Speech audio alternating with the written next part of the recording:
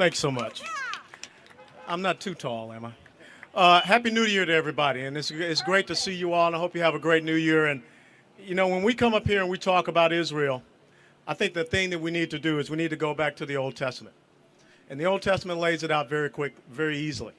Because I want to tell you why there will always be an Israel. And if you go to Numbers chapter 34, it says, "Then the Lord spoke to Moses, saying, Command the children of Israel and say to them, when you come into the land of Canaan, this is the land that shall fall to you as an inheritance, the land of Canaan to its boundaries. Your southern border shall be from the wilderness of Zin along the border of Edom.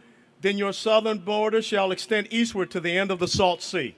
Your border shall turn from the southern side of the ascent of Akrabim, continue to Zin, and be on the south of the Kadesh Barnea. Then it shall go to Hazar Adar and continue to Asmon. The border shall then turn from Asmon to the brook of Egypt, and it shall end at the sea. As for the western border, you shall have the great sea for a border, and this shall be your western border.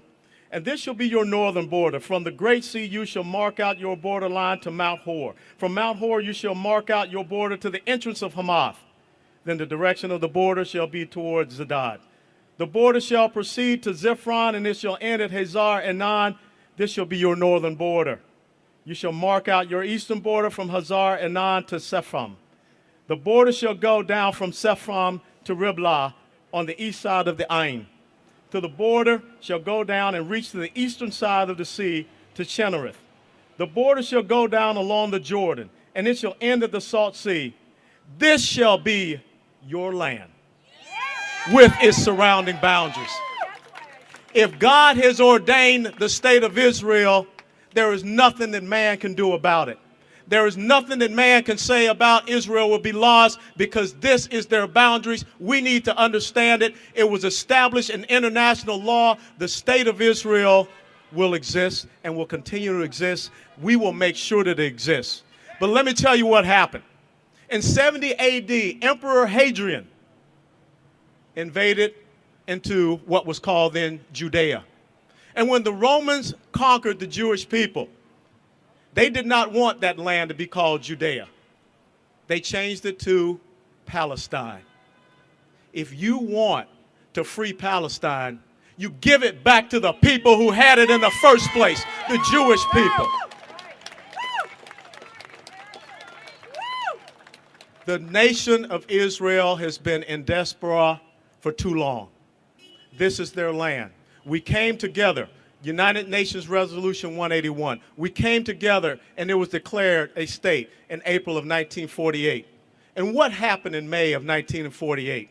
Immediately they were attacked by Egypt, by Syria, by Iraq, and by Lebanon. And they fought and they stood. And when I went to Israel, I went down to a place called Kibbutz Yad Mordechai. And at that place was a 6-day battle that the Egyptians thought would only be a couple of hours. But there's an epitaph there that says, as much as one can withstand, we withstood. That's the same spirit that the nation of Israel must have. Now, it's the same spirit that we should have standing here on the corner of Broward and 3rd Avenue. Because a year ago this day, 30 to 35 of us stood right across the corner. 300 some odd individuals, pro-Hamas, stood here. They did their evening prayers, and then they came and they charged us. And for those of you that were there, we withstood. When they thought that we would turn and run away, we said, it ain't happening. That dog don't hunt. Take your pro-Hamas butt and get the hell out of my country.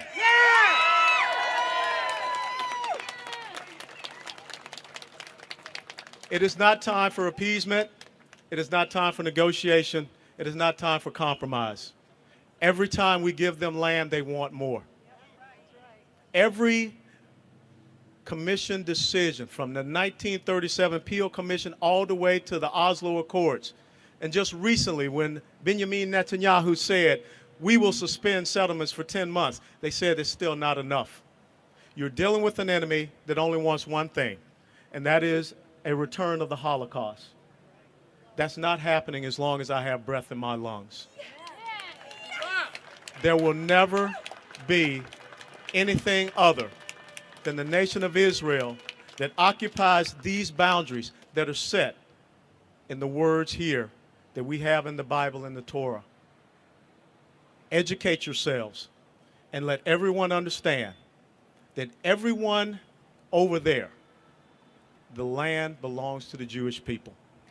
And it was theirs. It was taken from them by the Romans in 70 AD. You want to do what's right? Give it back to the Jewish people. God bless you all and thank you.